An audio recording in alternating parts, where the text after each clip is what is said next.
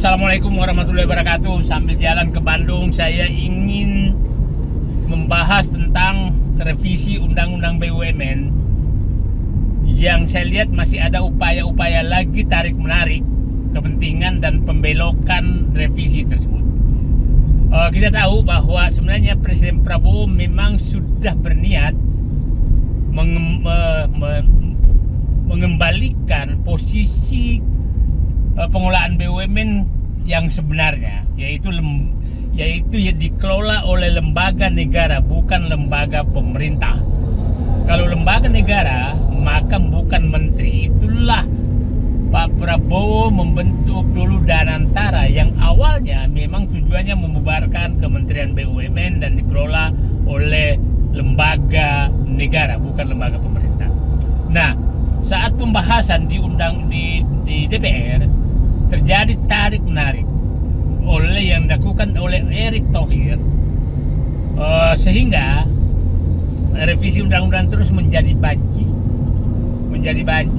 dan dibentuklah ada namanya saham Dewi Warna yang sebenarnya hanya satu lembar terhadap seluruh BUMN yang kewenangannya sangat besar, yaitu seluruh keputusan RUPS harus lewat Erick Thohir, Kementerian BUMN.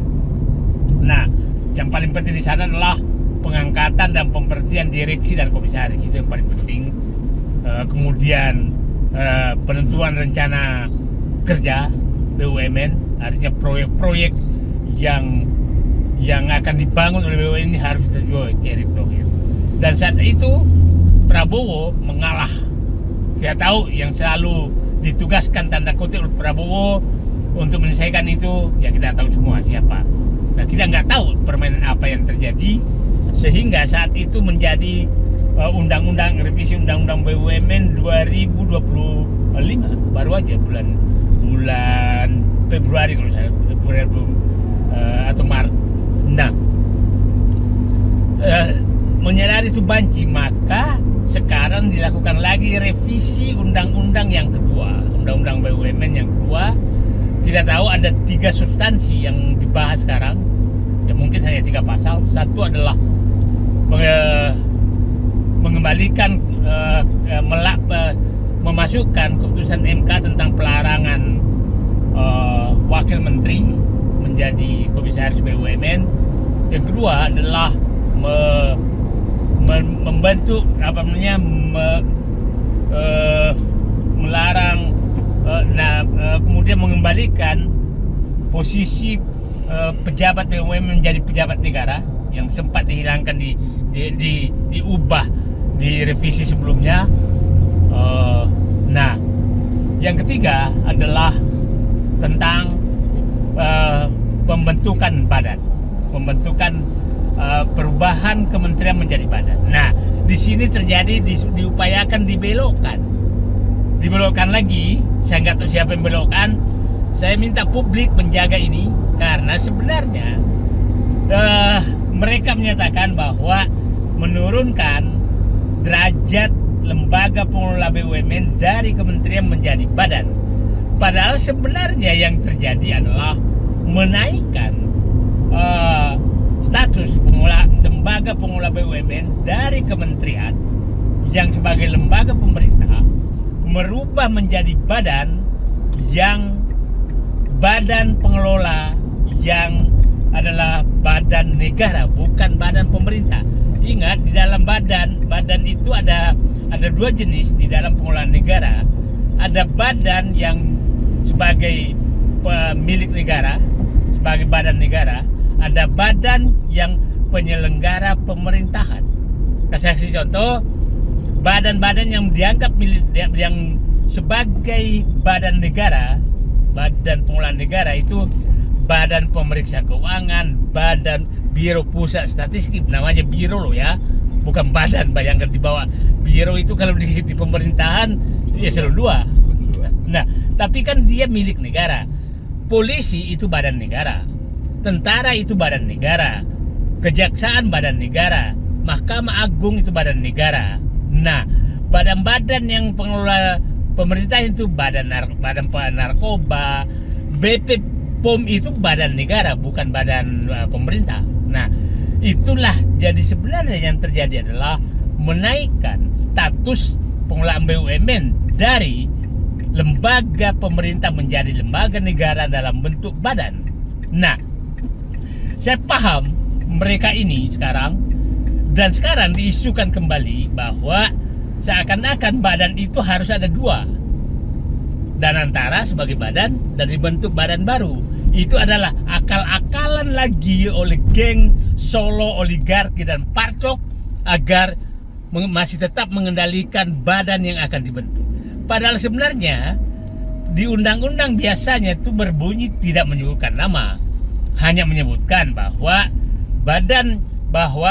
pengelolaan BUMN atau kuasa pemegang saham BUMN itu adalah badan yang ditunjuk pemerintah untuk mengelola BUMN, mengelola saham BUMN, mengawasi dan mengelola saham BUMN. Jadi tidak diharuskan bahwa mengubah Kementerian BUMN menjadi badan, tapi bisa saja badan itu adalah badan danantara. Nah, hati-hati Presiden Pak Prabowo dijebak lagi oleh permainan politik oleh mereka. Ini permainan politik karena politisi tidak pernah mau kehilangan kewenangan apapun dalam pembahasan undang-undang. Dan saya melihat sepertinya skenario ini dilakukan oleh politisi yang sangat dekat oleh Bapak Presiden Prabowo. Ini hati-hati Bapak Presiden bahwa Bapak nanti seakan-akan Bapak diwajibkan lagi membentuk badan. Padahal sebenarnya tidak diharuskan. Nah, sebagai informasi kepada publik, sebenarnya pengolahan harga saham saham BUMN kalau di negara lain itu hanya kantor pengelola administrasi saham. Tidak ada yang lain dan itu kerjanya sehari setahun, gak ada kerjaan sama sekali karena ya saya kan bekas sesmen 6 tahun, jadi paham saya apa dikerjakan. Itu hanya bikin surat dan copy paste. Nggak ada kerjaan apa-apa di situ. Menyatakan menyetujui rencana kerja anggaran perusahaan tahun sekian. Itu copy paste. Terus copy paste bikin badan lagi. Nggak perlu. Nah, terus seperti umpamanya pengangkatan direksi. Pengangkatan direksi komisaris itu dilakukan melalui seleksi oleh tim. Nah, biasanya tim eksternal. Nah, habis itu copy paste SK-nya mengangkat ini dengan ini. Udah copy paste semua, nggak ada yang lain. Terus itu mau dibentuk badan? Nggak perlu lagi. Itu kan ya menurut saya yang mengerjakan sebagai biro atau sekretariat pengelolaan administrasi keputusan RUPS, itu aja namanya lah.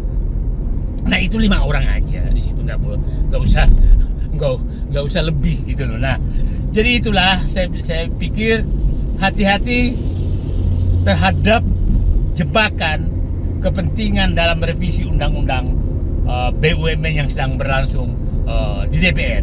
Jangan sampai menjadi jebakan lagi kepada Presiden Prabowo sehingga rencana pengelolaan BUMN menjadi efisien di bawah lembaga negara, bukan di bawah pemerintahan, dibelokkan lagi bahwa ikut-ikut DPR di dalam. Ingat, DPR selalu berniat itu bahkan untuk memilih ikut menseleksi direksi dan komisaris BUMN. Nah, substansi yang saya titip juga agar dibahas, dimasukkan dalam undang-undang adalah siapa saja yang dilarang menjadi komisaris. Jadi tambahkan di pasal tentang larangan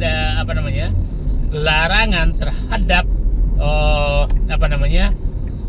wakil menteri menjadi komisaris BUMN itu harusnya juga dimasukkan larangan terhadap orang-orang yang tidak pantas masuk komisaris BUMN agar komisaris BUMN bukanlah tempat penampungan caleg gagal, kemudian tim sukses yang sebenarnya tidak pernah sukses, relawan yang sebenarnya pengangguran terselubung untuk dicarikan pekerjaan di dalam BUMN. Itu harus dimasukkan di dalam undang-undang BUMN. Nah, jadi termasuk mekanisme seleksi komisaris itu harus dimasukkan supaya ini menjadi bancakan. Saya menitip betul-betul ini agar tidak lagi seperti sekarang. Anda bisa bayangkan siapapun bisa jadi komisaris tanpa seleksi apapun, tanpa kriteria apapun. Coba saya baru baca tadi, bayangkan siapa Hasan Hasbi datang ke Solo, melaporkan, dan sangat lucu. Presiden Joko Widodo menitip Hasan Hasbi agar menjaga Pertamina. Apa urusannya Jokowi masih ikut-ikutan? Ini orang memang nggak tahu diri. Dan sekarang dia menyatakan lagi bahwa dia ingin anaknya Gibran ada di sekitar pemerintahan sampai 2034. Artinya kebaca kemarin bahwa keinginan agar Prabowo memilih anaknya menjadi menjadi wakil presiden 2009 itu memang tujuannya 2034 anaknya jadi presiden, dan 2039 Jan Etes maju jadi presiden. Itulah rencana jangka panjang Joko Widodo. Nah, saya yakin sepertinya geng Solo, oligarki dan parcok masih ada di belakang revisi undang-undang BUMN. Oke, terima kasih. Mari jaga Pak Prabowo, jangan dikelabui oleh orang sekitar Bapak seakan-akan Bapak harus mengikuti mereka. Assalamualaikum warahmatullahi wabarakatuh.